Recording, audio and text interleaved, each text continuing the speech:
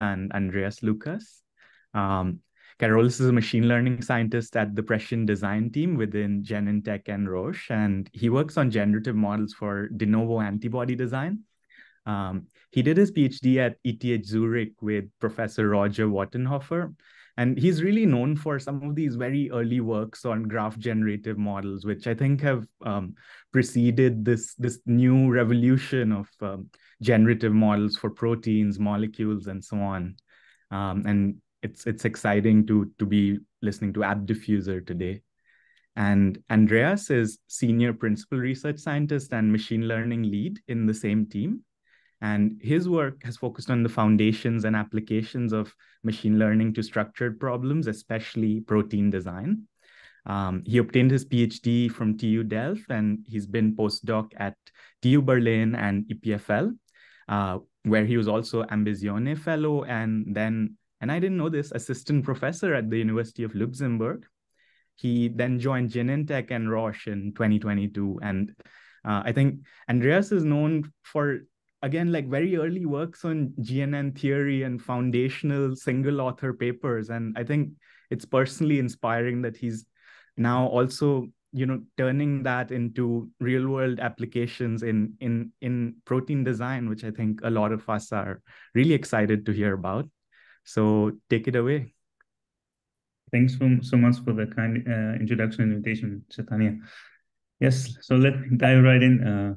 If you can go to the next slide. So over the last maybe 2 years, this little picture has become the molecule of our obsession. So we're thinking a lot about antibodies, and that because they're very, very important, both for our bodies to fight disease, but also for drug discovery efforts to create, to try to treat diseases like cancer and Alzheimer's, with a lot of the drugs coming out being actually antibodies. So this is a closer view of how antibodies look like. You have it looks like a Y shape.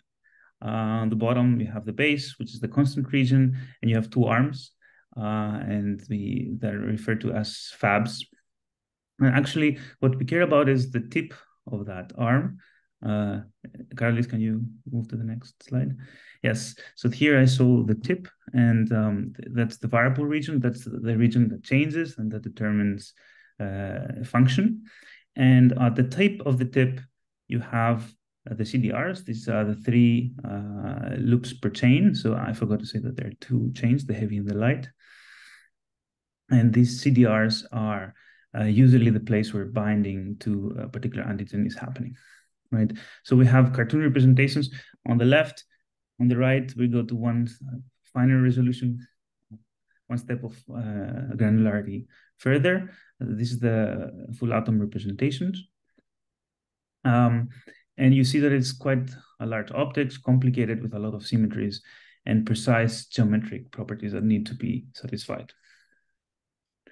Now, how these molecules are actually determined biologically, generated biologically, it's a fascinating process, and that actually earned Susumu Tonegawa the Nobel Prize in Medicine in 1987 when I was born.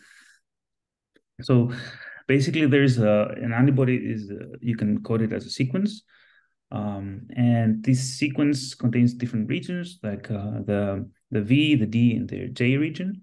And actually, each region is coded by a different gene, the V, the D, and the J gene. So when antibodies are created, and this is a crossover simplification of immunology and respect to and the generation of antibodies, but for the purposes of a machine learning scientist, I think it helps to think of it like that. Basically, a different gene for each of these regions is selected. And then also in some cases, there are recombination. So they're parts of these genes that are cut out or combined together. And that creates quite a lot of diversity, estimated to be around 3 to the 10 to the 11th, especially on the CDR regions. Now, with this process, you'll get something that's called naive repertoire. So it's part of the adaptive response, but of the immune system, but it's not very, very powerful. So actually, to get the best binders, you have something that's called somatic hypermutation that follows, which is kind of like a local search around the hits from the naive repertoire that really there's this clonal expansion and progressive mutation that reaches pretty tight binders at the end. Can you go to the next slide? So this is this process of VDJ recombination and somatic hypermutation is actually largely what is being exploited by drug discovery companies when they want to find a drug for a new antigen. So usually the way it goes, this is one way. There are other ways as well, but a common way is you start with an animal, you immunize it with a given antigen that you like to find a drug for, and then you look at its blood after a few days, and then you sequence the antibodies that are in the blood, right? And then you try to deduce which of these antibodies have the properties you like, right? You test them, you have many cycles of optimization, and then hopefully you find your lead. Now, one of the ways that machine learning actually helps here is to step in between the repertoire stage and the discovery and optimization, like the lead finding, where you can use generative models to model these repertoires, and you can also use guidance or based on different properties you care about in order to optimize these antibodies. This is already happening. What's we're working for, and that's a little bit longer term, is a process that skips the immunization completely. You just are given a structure of a target and a part that you would like to hit, and then you use machine learning to design an antibody for it. Right. Why this is hard? The typical thing that computational biologists say is that this is a prohibitively large combinatorial discrete space. I was not so scared by this because we in machine learning are very used to large spaces. But what I found out that was pretty difficult is that this space is extremely sparse in terms of function. So there are very small pockets of the space that are relevant. And you usually don't know them. And even further, even though we have a lot of theory about how these properties are emergent based on physics and biochemistry, these are extremely difficult to simulate in a way that's predictive of reality, and that's because of like difficulty of handling waters and dynamics and so on. And there are things like semi-empirical methods that try to bridge between statistics and machine learning and, for instance, force fields like Rosetta, but that they're not very effective actually for determining function. So there's not a very good correlation between experimental measurements and these core functions. So what we're investigating here is how to use generative AI to solve this problem. If you can go to the next, right? So it might not be a surprise. So the generative AI framework of choice here is denoising diffusion, which I think is one of the secret sauces for continuous data that we've seen before. And you probably have seen this slide. So I'm going to go quickly. We're just defining a transition between our data distribution X0 and noise, which is basically some base distribution that we like that's easy to sample from. And going forward in time is easy. You just rescale and add noise, but going backwards is more difficult, and that's what we train the networks to do. And we basically generate by starting from noise and progressively amplifying the signal through these neural networks. So there have been quite a few papers. This is only a short collection that tried to use these ideas to apply them to molecules. And we started from small molecules, and we also went to protein generation recently. If you can go to the next slide. It looks very similar to the cat image that I had before, but instead of pixels, you have atoms, and these usually heavy atoms, and these are diffused in an equivariant way until the molecule is created. I have a video illustration of this. This is how our method, starts from noise and creates. Okay, so it didn't freeze at the end, so create something that's coarse. I mean, this here, the visualization is coarse, but corresponds to the structure of an antibody. Right. So, I mean, there are a lot of things to be said, but like maybe from a bird's eye view, one of the challenges that we're facing when we're making these generative models is striking good trade-off between like being physics faithful, right, precise in your modeling, and being efficient, like dealing with this, large molecules and fitting them within your GPU. So that often leads to cutting corners in the modeling. So for instance, like generating only the backbone and fitting the sequence later, or not modeling the side chains, for instance. So generally, like because we want to scale things, right? So our perspective was perhaps if we can limit a little bit the problem scope, maybe we can do better. So actually, there are a lot of protein families like antibodies that have internal structure that can be exploited for this. So our idea was to make a generative model that exploits these properties to, strike a better balance between physics faithful and efficiency. So, I mean, the ideas that I have here in principle, they apply to any protein family with a consistent fold, but honestly, we've only tried it on antibodies. So I cannot claim that it actually will work as well. So very, very briefly, so antibody diffuser is a generative model that generates structure and sequence jointly, that also deals explicitly models side chains, which I think is important for generating binders. It is physics inspired in the sense that it abides to the proper constraints about bonds and lengths and angles and equivariance. But it's kind of unique because it exploits the properties of, in this case, the antibody fold.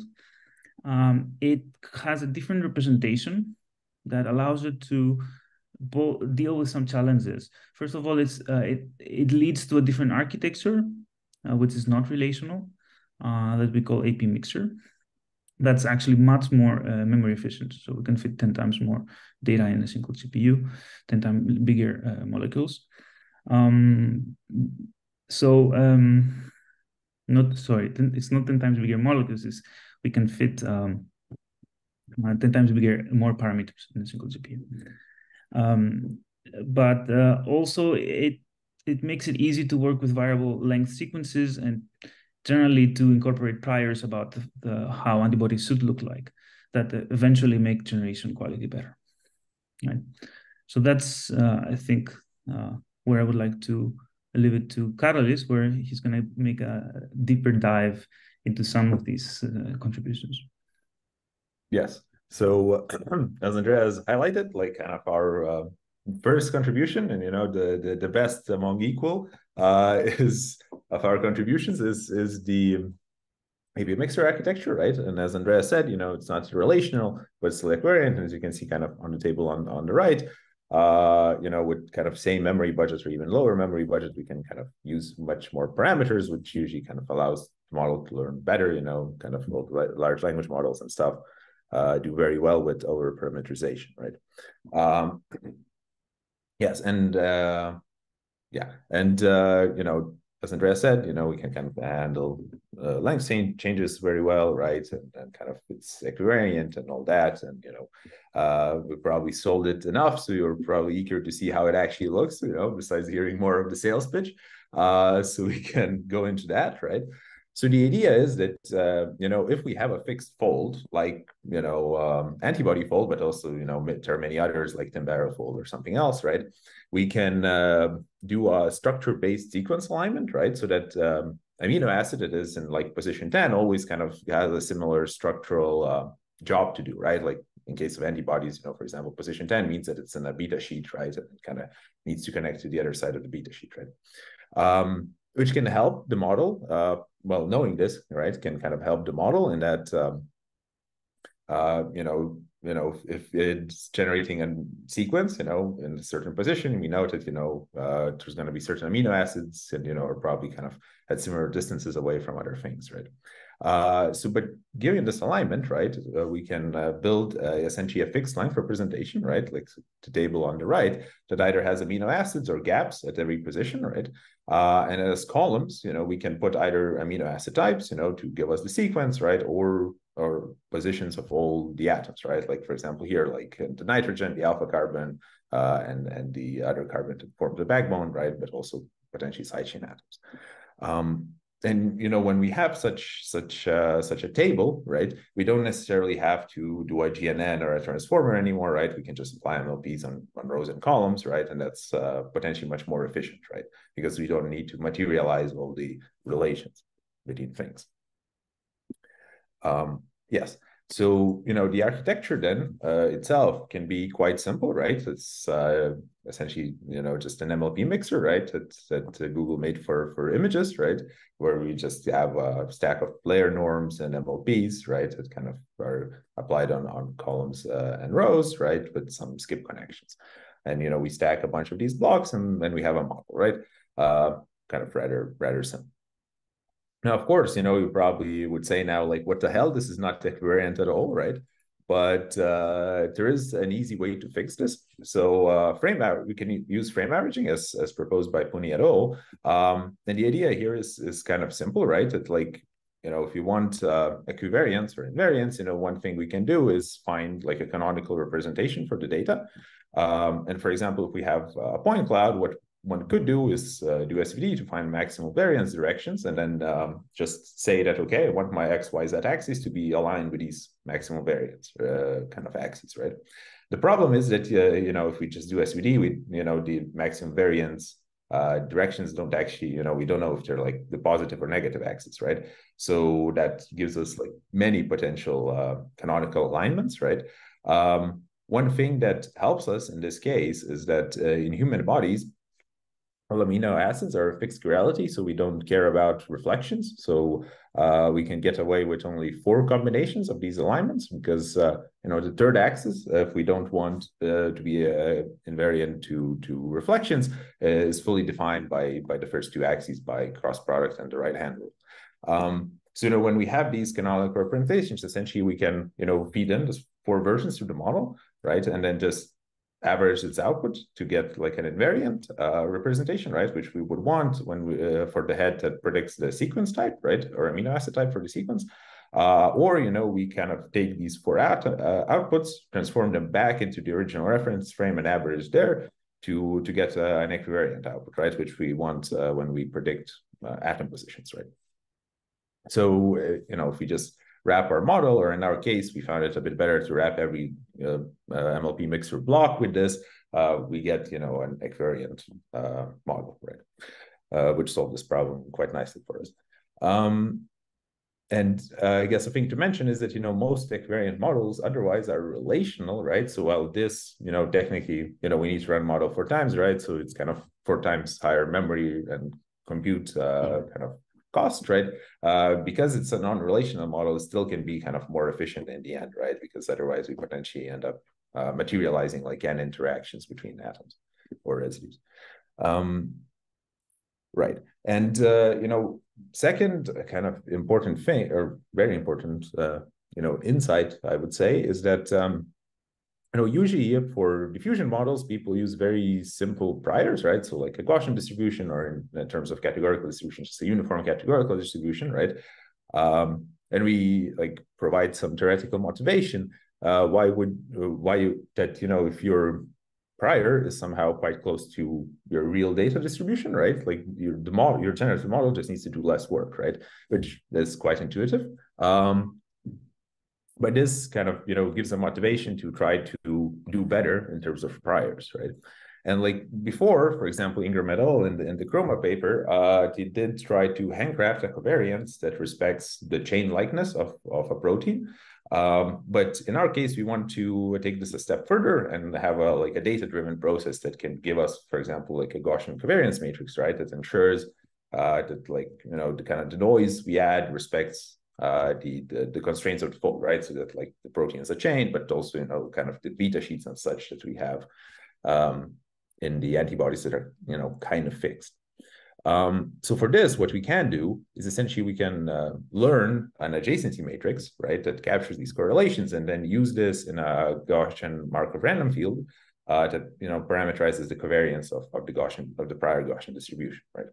And how we build this adjacency is kind of simple, right? Because we have this fixed length representation, we can find correspondences between same atoms, right, or same residues in different antibodies, right?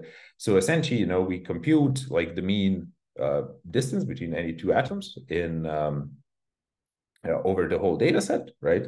And from this kind of mean distance matrix, we can just build an adjacency using some optimization procedure that ensures kind of desired sparsity and that everything is kind of still a connected graph. And with this, we get the adjacency on the right, which you can see kind of has much more information to the chain likeness, right? Like it kind of captures also a lot of off-diagonal correlation, right? And also even correlations between the different chains, because as you can see on the blocks of the bottom left, there is still some correlation captured even between the different like the light and the heavy chain and the antibody. And for example, in this picture, we show two diffusion processes of C alpha atom positions, either using covariance or either using this kind of smarter Gaussian Markov random field covariance or not using it, right? So on the left, at the bottom, we have this x0, right, where we kind of sample random noise, and then the model, going left and up, keeps kind of denoising it, right, as the step number increases, right? And you can see that, we need to around 600 to 700 steps for this kind of antibody to start looking like an antibody and not like a randomish point cloud, right? But if instead we use the kind of better covariance, the model with much fewer steps is able to recover a structure that looks kind of like antibody, right? Like even with just half as many steps, it already looks, about as good. So this is, like a kind of an encouragement to, actually use this. And as we'll see in the experiments later, when we use this better prior, generation tends to actually improve. And for sequence space, we also make a better prior, right? So because we again have this kind of structure-based alignment, right? Like each position, as I said, in the sequence has a particular kind of purpose, right? Like it might be CDR, it might be some framework residue. So usually the amino acid types that appear in this particular position are kind of constrained, right? There might be only 5 amino acids that are ever present in a particular framework position over 100,000s of antibodies. So for each of these positions, we can make a histogram based on amino acid frequencies observed at this position and this alignment, and use this as our prior, right? So the sequence that we sample from the prior is already kind of at a first order approximation, statistically very similar to what we would see in an actual paired OAS or so database, right? And we again kind of see that such prior helps to make the model's job easier, right? And of course, then per position, we have a different essentially prior, right, condition on that position. Yes, and now kind of the last special ingredient that we do, right, is dealing with constraints, right? So in general, when we do optimization, there's effectively 2 ways to handle constraints, right? And as in antibodies or molecules, there's constraints, right? And that bond lengths are at more or less fixed length and things like that, right? Or also in particular in proteins, the backbone residues are essentially rigid, right? So these nitrogen, C alpha, and CES and C beta kind of form a rigid triangle, right? That you can kind of just move as its own thing. So yeah, but going back to optimization, right? So in general, when we do optimization methods, right, there's kind of 2 ways to handle constraints. You either construct your optimization method such that it never violates constraints, right? In this case, an option would be to just use angles to parameterize the whole antibody, right? And then at reconstruction time, we just use correct bond angles, and however we mess up the angles themselves, the antibody will still always kind of have good bonds, right? And this is kind of what some people do in terms of protein generation, right? Like they often use the AlphaFold parametrization, right? Where they move C alpha, but otherwise treat the residue as rigid, so you have C alpha plus rotation matrix for the rigid residue, plus rotation angles for the side chain, right? But another option is to handle, kind of optimization constraints is to use projection layers, right? So something a bit like projected gradient descent, right? Where after every optimization step, we just have some projection operation, which, takes the model outputs, which can be like outside of the viable region and the constraints, right? And then kind of just puts them back into the box, right? So in this case, it would be kind of, just a procedure that fixes like bond lengths and such, right? And of course, besides, kind of modeling just the rigid residue, we need to account for side chains. And, in our projection layer, we find a way and to incorporate all the possible side chains, that are very important to be modeled precisely to get like these good secondary structures like, alpha helixes, beta sheets, and even higher order structures. So we kind of make a way to constrain them to fit also in our kind of fixed size stable representation, because as probably know, side chains can have many different atoms. And also we still represent them as kind of, floating pseudo atoms, right? Which maybe kind of helps the model to account for collisions or interactions a bit better than angles. But this is, just kind of more my guess than, real fact. But yeah, so kind of, how one can construct such a projection layer, right? So let's now assume that, we have a model, right, that gives us like a point cloud of atoms as output, right? And like the bond lengths, let's say, for now, let's constrain ourselves just to backbone, right? Like, let's say the, kind of the bond lengths can be bad, right? So what we can do is we can take a known, like idealized kind of, perfect backbone residue, right? Which which has correct bond lengths between all the, or just, correct relative positions of all the atoms in this residue, right? In the backbone. So like, nitrogen, C alpha, C beta. And we can take our model outputs, with the corresponding atoms, and we can just do a CAPS alignment, right? So find optimal rotation and translation to put one onto the other, right? And, we can just essentially then replace the model outputs with the kind of, idealized backbone residue. But now, we kind of respect backbone lengths, at least inside of residue. So kind of, similar to what AlphaFold has, just without predicting explicitly a rotation matrix, but having atom positions outputted directly, right? Of course, handling sidechains now is a bit more problematic, right? Because sidechains have different sizes, right? And while, you probably note it's, there's like up to essentially 4 angles that define, the sidechain actual conformation of the sidechain, right? Yeah, so, what we can do is to extract essentially like 4 atoms. So on the picture on the right, in like these big orange balls, are the atoms that define the dihedral angles of a given sidechain, right? So, if we have 4 atoms, we can just extract these and like put these 4 pseudo atoms in our table, right? And, kind of when model outputs, 4 atom positions from these, we can essentially kind of extract the dihedral angles, and put in the real template of the sidechain back into the model prediction to have like a full atom representation. Now, of course, many amino acids, right, in their sidechain have fewer degrees of freedom, as you can see here, like, for example, tyrosine and valine, right? And what we do in this case is, simply just pad the sidechain with, not really existent pseudoatoms, right, that are just placed at like 180-degree angles, sticking straight out, right? It's kind of like a simple heuristic. Right. But this allows our model to predict like a full atom representation, and kind of what it makes it a bit nicer, right? That you don't need to work with diffusion on the angles, right? Which can be kind of a bit problematic. For example, the KL divergence, is technically an infinite series, right? Or like an angle space, KL divergence is an infinite series, and then you need to approximate it somehow, right? We can kind of stick, in this case, to nice Gaussian diffusion, right? Don't implement many diffusions in our model, right? And just apply the projection layer to ensure that kind of everything's still kind of nice, right? And then we did observe that this does make model training a bit more stable, essentially, to not having the projection layer. Right. So yeah, now moving on to how we actually test this, right?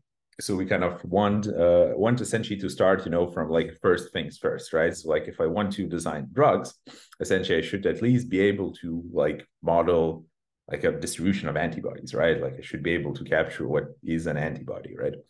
So to do that, as a first benchmark, we take this paired OAS data set, which as like at that point had a bit over 100,000 different antibody sequences, right, which were folded IG-fold. And we kind of train model to just generate more of those, right? And we want to get a similar distribution. Then we have like a slightly more drug discovery aligned task of taking, well, in drug discovery, as Andreas before talked, we have these kind of, what's done before, what can be done now with ML, and what we want to do in the future, right? So essentially, we have a second experiment which aligns with this kind of near future what we can do now setup, right? Where we had a high throughput experiment, as was performed by Mason et al., right, which produced like 9,000 binders, 25,000 non-binders. We can take only the binder set, right, and train a generative model to hopefully give us just more binders, right? And then it's kind of, you don't need to perform expensive wet lab experiments. You can just generate more binders. And of course, this data set in a way is simpler because as Mason et al. Performed it, the mutations were only done in CDRH3 of like a known binder, while the rest of the sequence and structure kind of stayed the same, right? So it's potentially kind of easier to capture some statistical similarity by the models, but there's still this kind of hard implicit property we want is the binding, right? And kind of good generative model would hopefully recover this kind of key property of the distribution will be given, right? And then as a third task, we do what some also other papers in the literature have done. For example, DiffAb, which is another diffusion-based generative model for antibodies, which only redesigns CDRs, right? But it's quite a popular task, and it is a bit like a half step to going to de novo, where we take a co-crystal structure, which we haven't seen during the training, right? So an antigen with antibody bound to it, we delete the CDRs and regenerate them, right? And hopefully, nicely. Well, if we want to do de novo, we should be able to do this, right?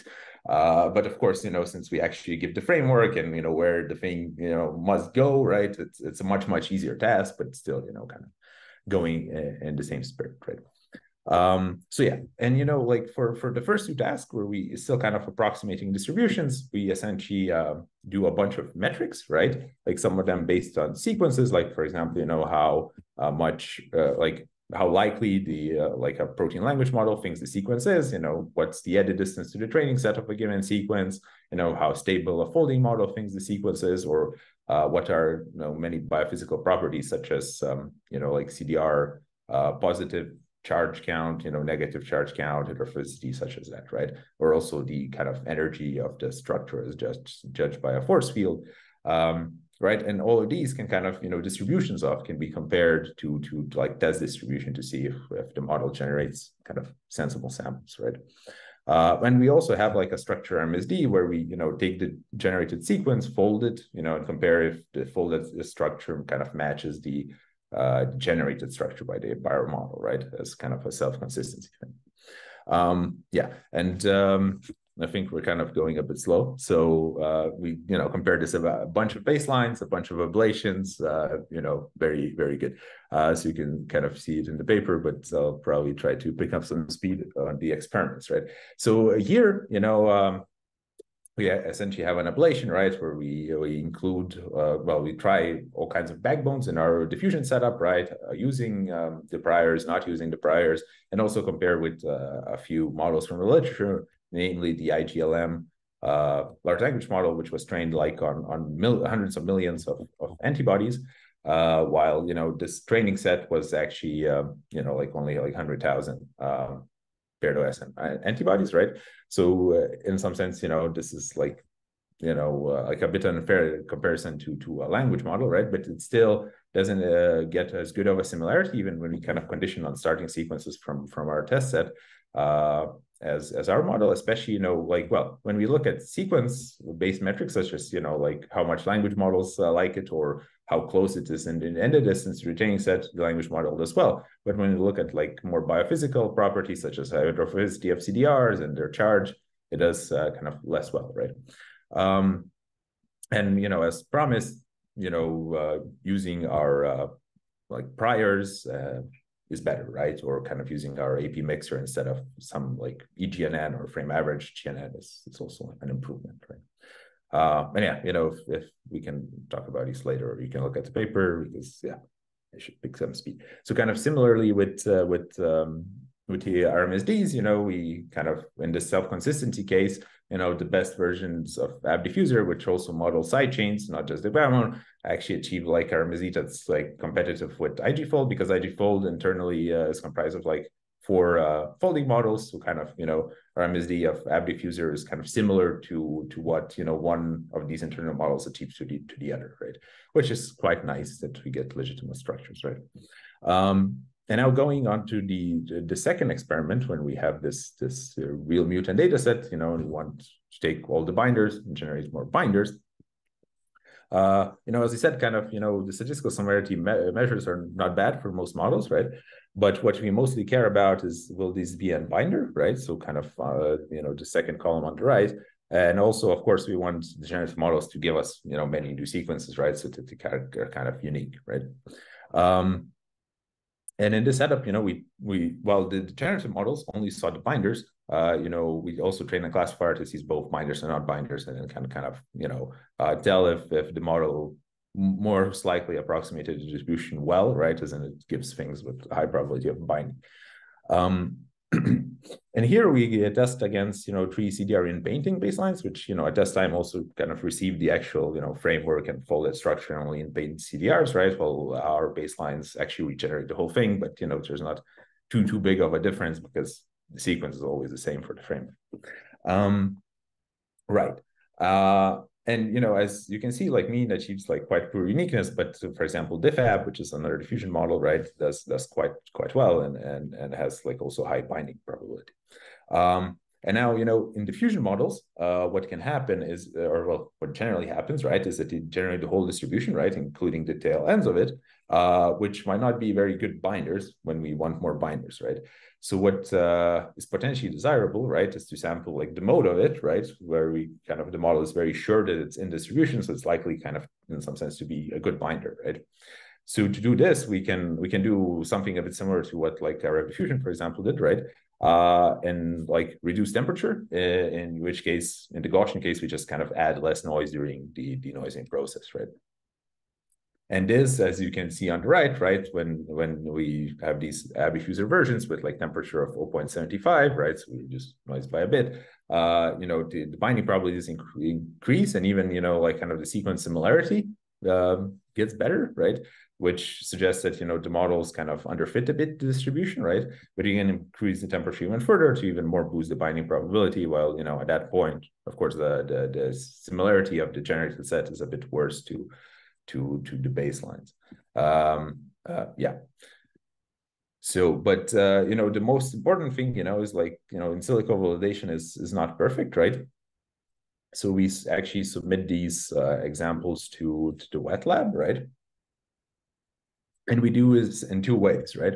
So we, out of the test set of 1,000 that we generated before, we select 9 random generated sequences and just submit those, right? Like kind of no filtering applied. Or the second case, where we can filter sequences, right? But we kind of just filter them again in the same spirit. We want best samples from the distribution that our model like generates, right?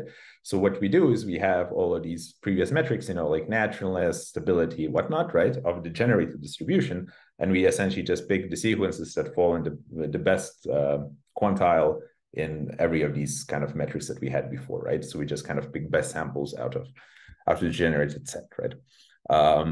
And, like there were like 100 sequences, which were in the top quantile in every metric. And out of those, we selected 7 randomly and submitted those as well, right? Which is the green set here. And as you can see, kind of on the left plot, like both variants, expressed to a high level, so there were actually antibodies, right, that folded properly. right? But the filtered examples, as you can see in the middle, kind of achieved much better binding. Well, more of them were binders, right? And they also achieved, on average, higher, kind of stronger binding, right? And of these filter set, like 57% bound, of the unfiltered set, only 22 bound, right? But what was kind of interesting, that even of these seven, even of those 7 filtered binders, which was like very few to test, right? Like one of them was kind of better than the known drug, which was kind of the starting point of the Mason experiment, which kind of generated the training data essentially. Right. And now, if you look at the designs kind of a bit more closely, as I said, variation is essentially only in the CDRH tree, right? We can see that our best example, which was, the slightly better ones than the known drug potentially, right, is like a distance 3 away. But what is even more interesting that, it is also at a distance 2 away from the closest example in the binder set, right, which the model saw, but also distance 2 away from the closest non-binder, right, which kind of we didn't see. So it's not, while the space is still not that small, right, like only with the CDRH3, it's still potentially hard to find these good examples, because like our best case is like equidistance to a non-binder and not non-binder, right? And so it's quite nice that this kind of second pillar again, drug discovery and ML that Andreas talked about, can work, right? That's encouraging, right? And of course, there's also been other works from Prescient, which look at kind of improving such a scenario, right? Have a library and want to generate more examples from it. So yeah, but where we want to go with this structural generation is kind of more de novo design. And as I said, one like tiny half step into that is redesign the CDRs. When take a known crystal structure on the left and kind of paint the CDRs on the right, right? And like AbDiffuser, needs to be conditioned on this, right? So one simple way to do this is first, normally we would have this table, right? And just apply an NLP on its row to get an embedding, which we then feed in to your, AP mixture blocks, right? But what we instead can do is we can build like a small bipartite graph, which goes, has edges between the CDR amino acids, right? And the closest amino acids, say like our distance 10 angstrom away on the antigen side, right? And then we kind of, instead of just doing an MLP embedding, it's very first step, we run one layer GNN, right? That kind of takes the interactions and then produces an embedding that then we feed into to the table, or sorry, to our AP mixer, right? Otherwise, keeping the architecture the same, right? So you just kind of do one step of interactions and then you do an AP mixer, right? So it's also kind of efficient. And as I said, this kind of is like a somewhat popular setup in ML for antibodies, right? And for example, DiffAb has made like a nice split for this, right? Where they ensure that, nothing remotely similar to the antibodies and targets and test set is in the training set, right? So they're kind of, really kind of new co-crystal structures that we are supposed to paint, right? And originally, like in the first 2 rows in the table, they trained one model that only paints one CDR, right, at a time. But they also provided a checkpoint to painting all of them at once. And kind of we chose also to do the same kind of a bit harder or a bit more kind of closer to the de novo case where we just design all CDRs instead of just one at a time, which is kind of boring, right? And as you can see, kind of at, this second batch of DiffAb variants, right, compared to, again, AbDiffuser with different temperatures, you can see that, AbDiffuser does much better in recovering sequences, right? Well, like recovering the structure in the terms of RMSD can be a bit of a toss-up, but most importantly, we do much better in recovering the structure of CDRH3, which is kind of the one that defines the binding the most, right? And also do quite a bit better on the sequence recovery for it, right? Which kind of potentially, this is again due to our parameterization allowing better sequence modeling, and also then like a normal EGNN, right, which is more or less what DiffAb uses as far as I remember, as well as our kind of smart priors, potentially also helping to make the sequence modeling easy for the model. Right. And, if you want to kind of just see, how one of these designs would look like, right? So this is like, like slightly de novo kind of old CDRV design for a HER2, which is like, a different interface from the one from the Mason data set, but as you can see at the top, we have, the actual HER2 protein, right? And at the bottom in green, you have the heavy chain and the orange, the light chain. And you can see kind of the green chain ended up kind of hugging quite nicely the antigen, right? So it's, it seems to work sometimes, but there's still, to use it properly, some issues, sometimes, there's like atom clashes and whatnot in the model outputs. So there's still ways to improve it, and we're looking to do that. And I guess I'm gonna pass it to Andreas for the conclusions, because I think it got a bit too long too. Okay, very quickly. So I think we're at the point that we can model distributions of antibodies, and we start to design them for previously unseen targets, which is great. And we're working hard on like the next generation of models, as Karolis said. We really want to make this an integral part of the drug discovery process. I think there's a lot of benefit to everyone to do this, as well as to extend this to different therapeutic modalities. I'm not going to delve too much due to time constraints, just going to advertise that we have PhD internships in Prescient this summer. So please reach out if you're interested. And also you can ask Tanya, for instance, for his opinion if you're wondering how it is to work with us. That's it. Great. Thanks for the talk. And I think like people can raise their hands or unmute themselves and ask any questions if they like. Well, people are thinking, maybe I forgot to say a really big thanks to a lot of collaborators. And this is both from my team, the founders, as well as a lot of people from antibody engineering within Genentech that really, taught us a lot and helped us to test this and scrutinize our results. Yeah. Yeah. Charlie, you can go first. Hi, yeah, thank you very much for the great talk. So I was wondering about when you're constructing the side chains with these sort of pseudo atoms to get this all atom representation, when you're adding these sort of virtual nodes, do you sort of observe any like instability, like numerical instability, or are they difficult to train in some way? And is the model sort of robust to how you initialize these virtual nodes for, say, a sidechain that doesn't actually have many atoms?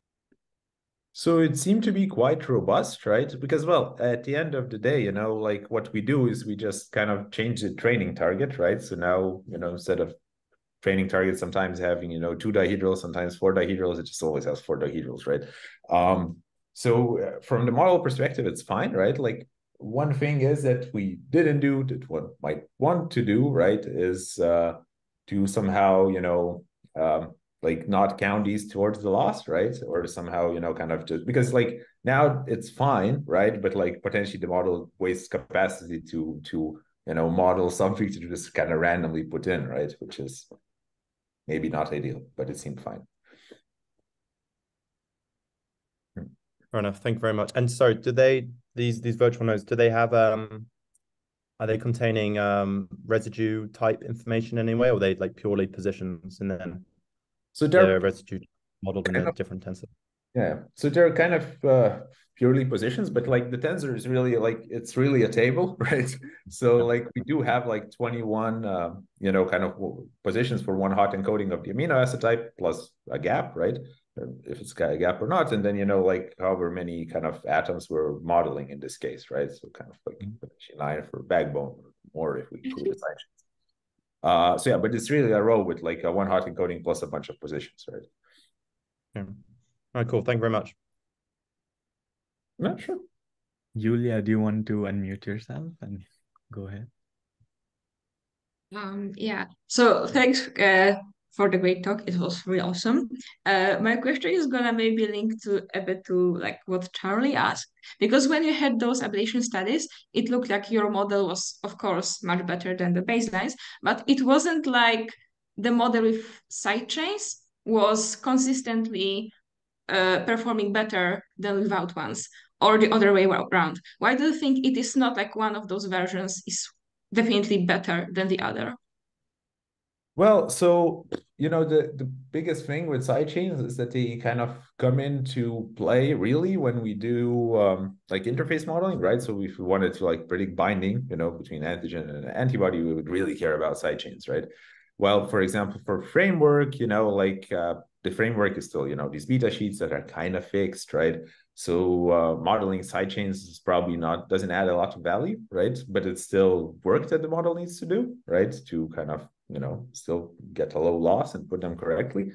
So part of it might be, the metrics kind of we use, or most people use kind of, right? They don't really account for sidechains, right? Also, kind of measuring binding is hard. So I'm not even sure how one would kind of really account for these metrics well. You can kind of, measure how well the sidechains are packed and such, but, that's still only kind of, you can't really this way compare a model that has sidechains and a model that doesn't have sidechains, because, the one that doesn't pack anything. Yeah, so part of it is metrics, right? Part of it is that it's potentially, kind of, can be wasted effort, in terms of metrics that don't care about sidechains. Yeah, and I don't know, right? Like as I kind of mentioned towards the end, right? And where we now kind of try to actually like design, these kind of OCDRs, or kind of this binding interface for co-crystal structures, we did observe when we generate side chains, sometimes like, the antigen side chain and, the antibody side chain clash, like as in, literally one atom pokes into another, which is not great, right? Which this can be kind of, one of the reasons. Well, one thing is that we need to reweight the loss potentially somehow differently, right? The other thing is that, we still do this idealized templates, right? And only 4 atoms, and, for some amino acid types, you just have like 2 essentially dihedrals, right? That swing around like 10 atom, massive thing, right? Which can potentially make errors very easy. So, it's possible that we somehow need to improve the accuracy, like still of how we represent the sidechains, but how, it's a bit unclear, right? So yeah, but in the end, I said a bunch of things, but I don't have a good answer to why exactly sidechains sometimes do better, sometimes not. It's yeah. Nice, complicated problem, but thanks for the answer. Let me ask one question about the denoiser, right? So the AP mixer architecture, do you think that the MLP mixer performs much better than a frame averaged GNN because of like just being able to scale the number of parameters? Or do you think there's also some merit to, say, being able to model like more global relationships, or, not being restricted to the locality that GNN sort of come baked in with? Yeah. So I do think that it's potentially quite a bit easier for the mixer to model sequences, right? Because GNNs are usually not all-to-all, right?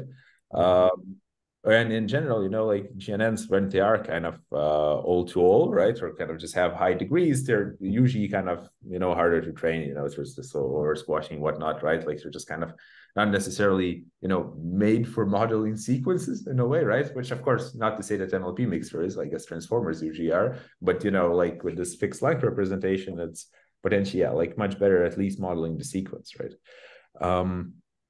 Yeah, and another thing is, like kind of the training of it, right? Like I would say that we're not, this might be a bit of a controversial opinion, but, that we're not very good at training GNNs, right? Like as in there's not that much robust theory of how to initialize GNNs, how to, kind of essentially, normalize inputs, outputs of, aggregations and such, right?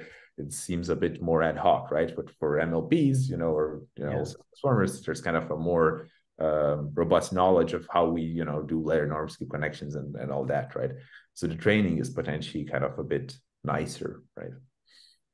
Yeah, I mean, I would push back by saying transformers are GNNs on a full graph. So we, Yes, yes. we have scaled that quite well, but I get your point. Like, that's a good point. Yeah, but transformers are a particular kind of a graph. Yeah, I agree with Karolis, and I would even say that GNN is the wrong architecture because like I had this point that Karolis didn't labor too much on, but like no permutation equivariance here. Thank you. Like this isn't sequence, right? It's an ordered thing. Why do you want permutation invariance or equivariance? So you can add it on top of GNNs, like you can remove basically that property. But the whole point of GNNs was they were designed for that property.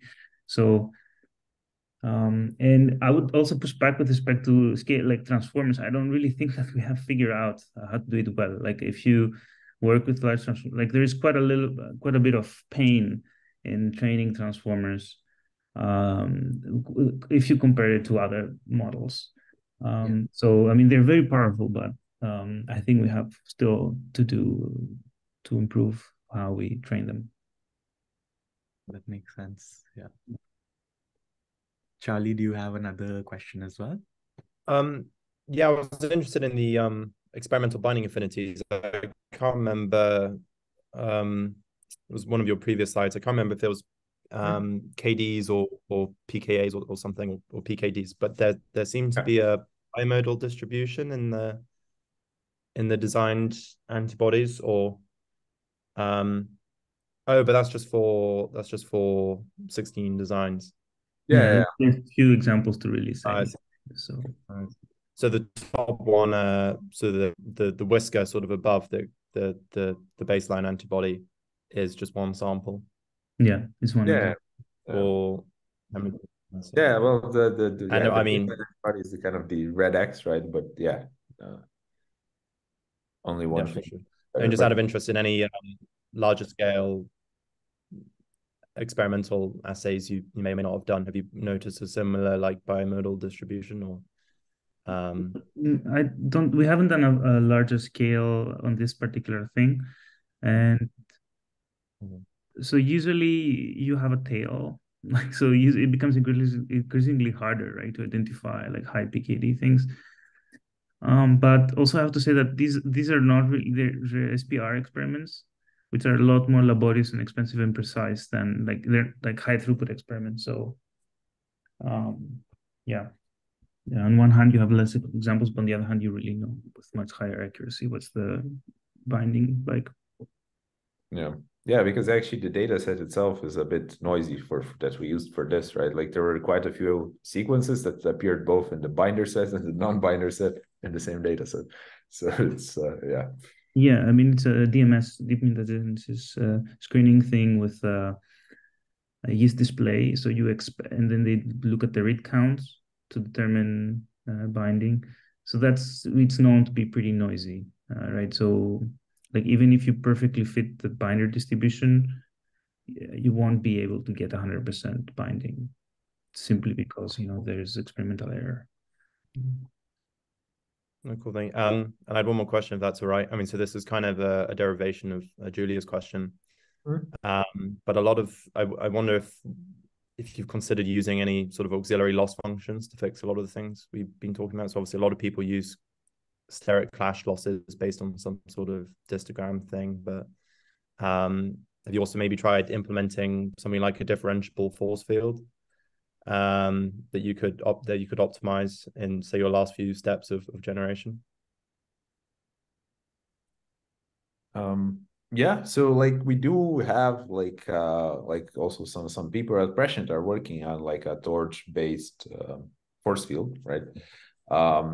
So we did a bit kind of experiment with it, right? So like, well, one thing is, like you can, of course, always just, generate a thing, apply a force field after, call it a day, right? Like that usually solves the clashes, right? But ideally, you would just want the model to be somehow smarter to not do stupid things, right? And like to an extent with auxiliary losses, right? Like, all the kind of perfect information is already in your target, right? Like I said, if you perfectly denoise, kind of the training example, there should be no clashes, right?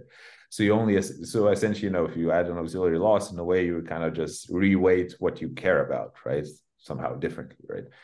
Which is potentially fine, but it's a question of how we want to even, you know, validate this, right? Because we're not going to submit, you know, kind of like 20 sequences for every kind of loss permutation, right? So it's a bit of a question how exactly one validates this, right? Because if we just check for clashes, then of course, if we force less clashes in the loss, right, we get less clashes, you know, but what do we lose, right? Because potentially we would lose something, right? Because we kind of rebalanced what we care about. So I don't know, this is a bit of an open question to me. So we're investigating, right? There's a lot of things. We cannot really say everything also because we're working in a company, but yeah, it could just be that, you know, we need to train it a little bit more carefully. So yeah, or denoise more carefully. Yeah.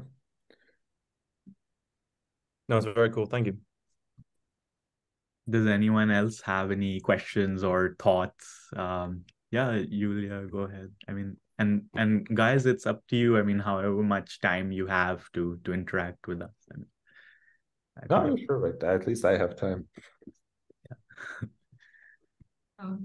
Yeah, so like, sorry, one question again about like the comparison of models. So like it looks like it is super beneficial to lower the temperature such that you are going to the mode of the probability distribution. And this is something what I see in many diffusion models that we produce now. They say we train this model using this equation and we reverse it and it's all fine. But then everyone says, oh, in the end, we must decrease the temperature. And I'm like, do you also notice that maybe that the quality of sample like in general improves then? You have less clashes or I know just chain breaks or anything like that, because I imagine that if I personally train a diffusion model and I must enforce it to collapse to the mode of distribution, maybe I just had to train it better. I don't know. Yeah, no, that's totally true, right? Like that, in a way, this is, well, so kind of there's two perspectives on this, right? Like one is that, you know, just model underfits, right? And then you can kind of, you know, make it overfit a bit more, right? By dropping temperature. And that for this, you know, you're totally right? Like you just, you know, like, you know, you just didn't train it well, right? Or it somehow didn't fit the distribution properly. So you can potentially fix this by, you know, like choosing a better diffusion parameterization, kind of, you know, tweaking your hyperparameters, training for longer or something. But there is, you know, kind of, but like, I think the temperature descaling, at least for drug design, is probably here to stay kind of forever, right? In the sense that, you know, like this space, right, of like potentially, you know, like HER2 mutants or whatever, right, then the model could generate is still very large, that are all kind of like valid binder mutants, right? But if you make an assumption that, you know, like the likelihood is correlated with how good of a binder, for example, it is, right, then that would mean that you would always want to sample the highest likelihood samples, right? So like, while everything might be a binder, I would still want the best binder, right? For which probably temperature scaling makes sense.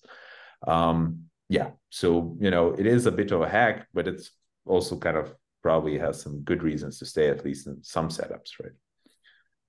Yeah, if I could like link to one thing more, because I think that on images, it is not always the case that when people collapse to the mode of this distribution, you have higher quality samples. For example, if you assume that faces are on the multivariate Gaussian distribution, it's always on the shell. If you take max likelihood, we are in the center. That's probably not a good phase. And I was always wondering, probably that distribution of like antibodies and proteins, everything is much more complex. It's probably not a multivariate Gaussian. So I was wondering if you like observe anything like how mode of the distribution actually in real life corresponds to good binding properties. Because for me, it's not obvious if I think in terms of images.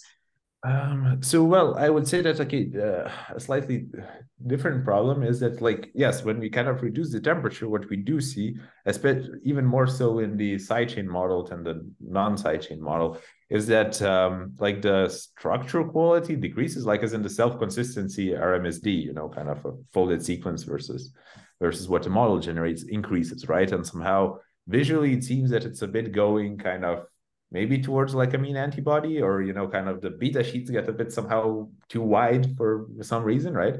So in structure, there does seem to be kind of a downside in in kind of, like lowering the temperature too much. We did kind of, as I mentioned, this 0.75 temperature seemed to kind of always improve things a bit, but that's probably like an underfitting problem. But another thing for the Gaussian diffusion and its temperature scaling is that, it's not entirely clear to me how best one would scale temperature in Gaussian case, because when you have a categorical variable, it's very clear. You just exponentiate the distribution, and you just scale the temperature. Congratulations, right? But how to exactly do this in a Gaussian diffusion case, well, I'm not entirely sure yet, right? So part of these errors, can be to just be like when we scale the temperature, just kind of do some arbitrary thing, by slashing the noise, which might not be what exactly we want to do, right? Or should do. Because the Chroma paper actually did something kind of a little bit smarter, right?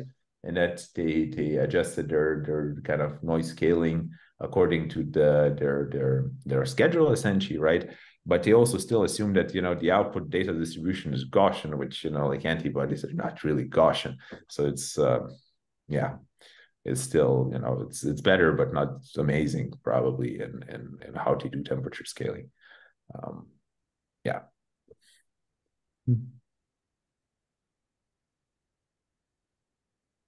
Yeah, thank you. It's like one day would be nice to see that like we don't need temperature scaling anymore. Like I dream about world without temperature scaling.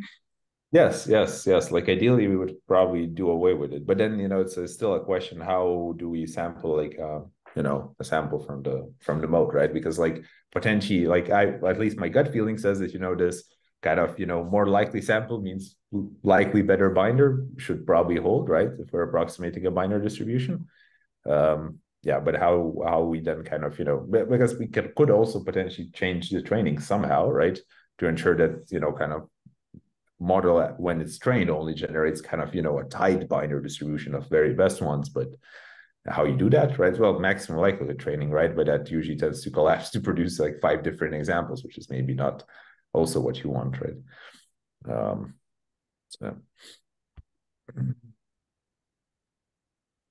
Maybe can I ask a quick question if you have time?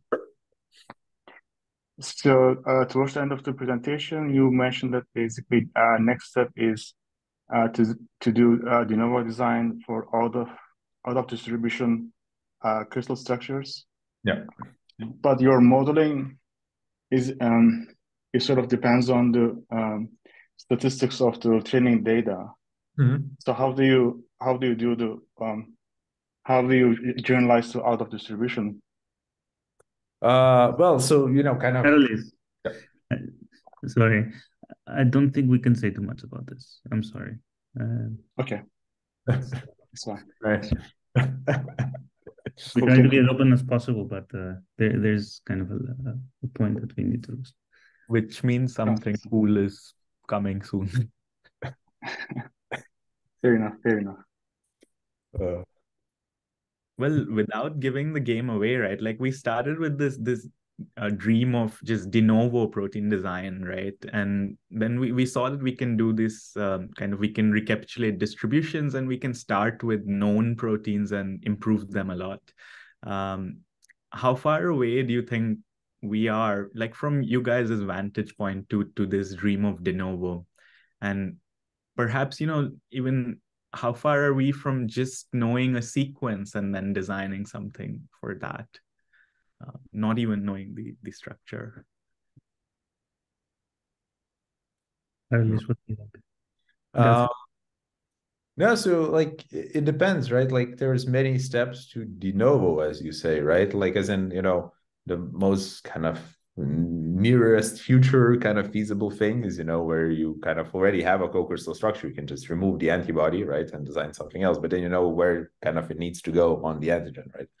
But then, if you do like a more de novo thing, you might have a crystal structure, and not know, where you want to bind, right? So somehow you need to deal with this, right? Because like trying every possible surface plot is probably also a bit, kind of too much, right? And then, of course, as you say, kind of, there's, if you only know the sequence of the target, what do you do then, right? Like, of course, you can alpha fold it, but a potential issue is that, kind of normally, alpha fold models best, kind of the rigid structures, right? And kind of, at least in SABDAB, if you look at it, usually antibodies bind to some weird part, right?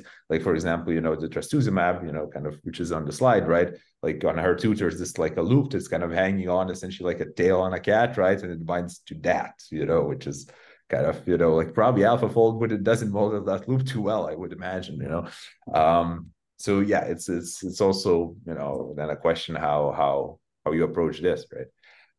So there's, like many problems, right? So we're kind of still focusing on a case where you have a structure to start with. Which, yeah.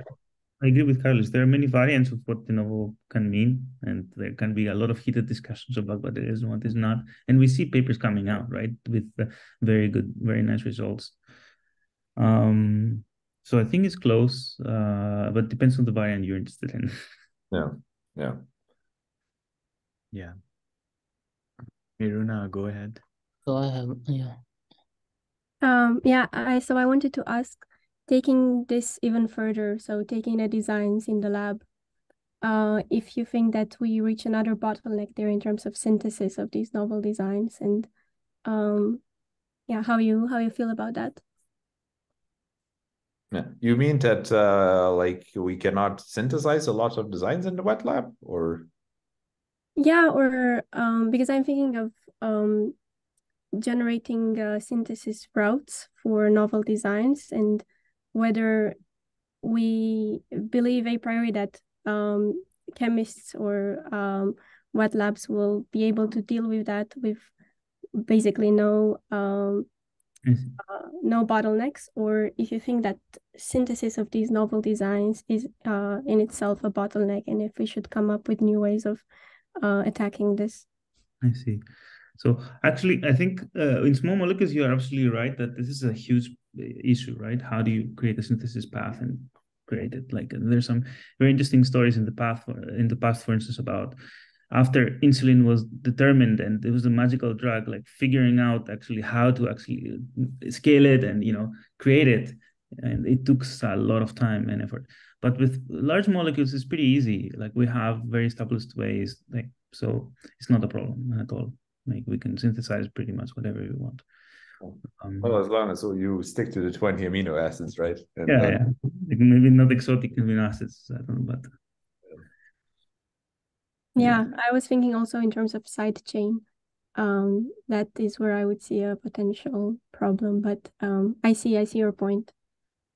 Yeah, like we only really stick to the 20 amino acids that bodies usually use and don't do the weird stuff. Because I don't think there are any drugs that at least now do weird stuff. Like, I would be very skeptical in putting it into a human, something that's weird, because the immune system will go haywire. So we usually try to make things as kind of standard as possible while returning the function.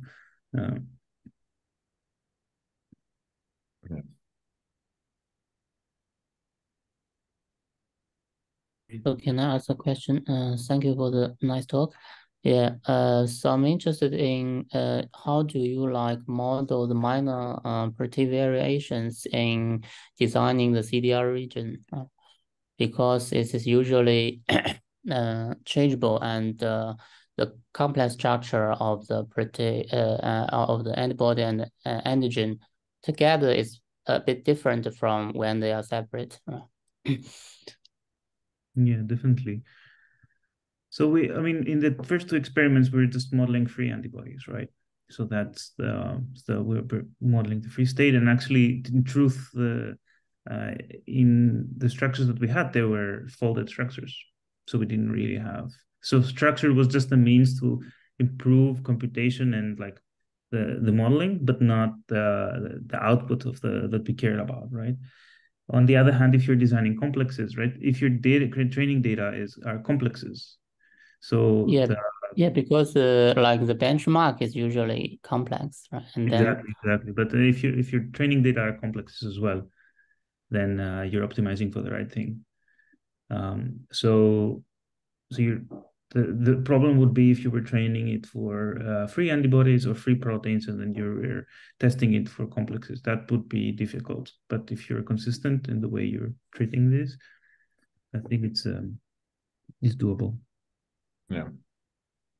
Okay. Yeah, and of course, Thank you know, you. like this diffab data set is kind of set up in a way that makes it a bit easier for the model to generate legitimate things. Like as in by how they do it, and also with it, you know, you actually tell the model how long the CDR needs to be, and you give the framework, right? So it's kind of constrained, kind of spatially, you know.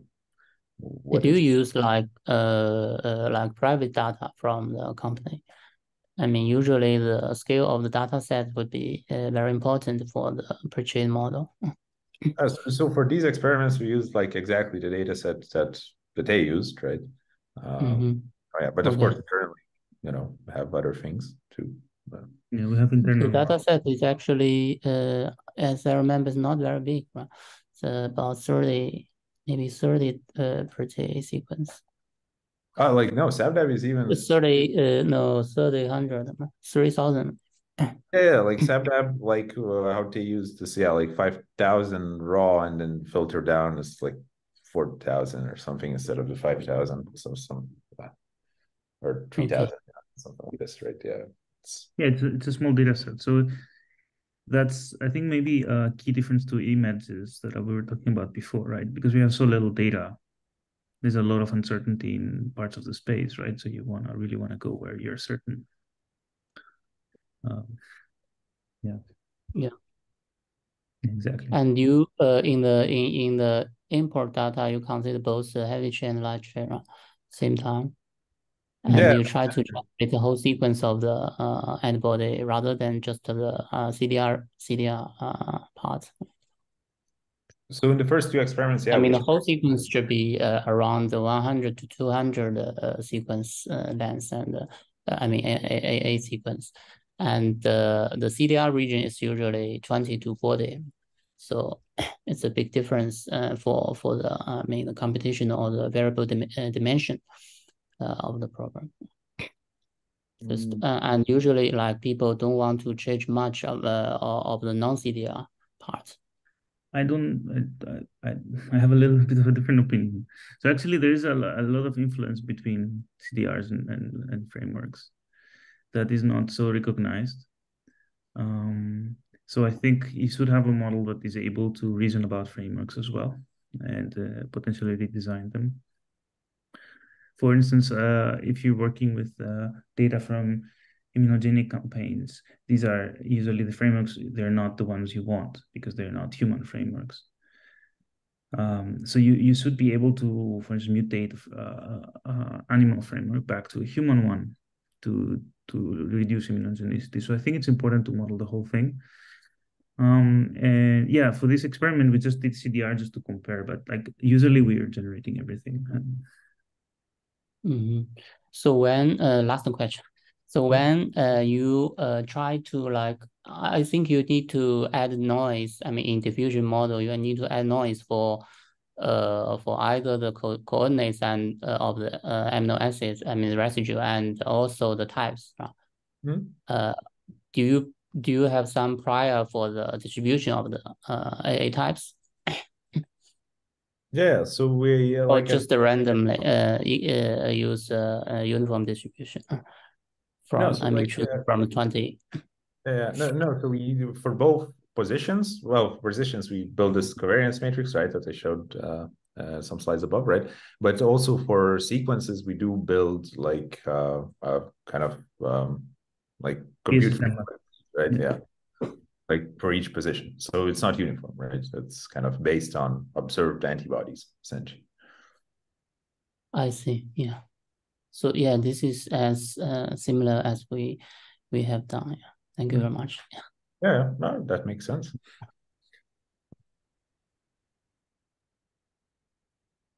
think we could end it there. Okay, great. Thanks for sticking around and thanks for interacting with everyone. I think there are lots of diffusers here and they've really enjoyed talking about AbDiffuser. Yeah, it's been fun to talk with you all. It's a good crowd, I think. Yeah. Thank you so much for the invitation and the kind reception. Yeah. No, Cool. Thank you very much for coming. No, thank you for listening. Yeah. Bye. Yeah. So, yeah, You. see Bye-bye. you.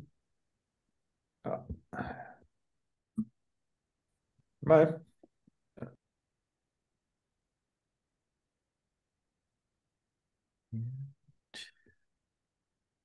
I'm gonna stop the recording.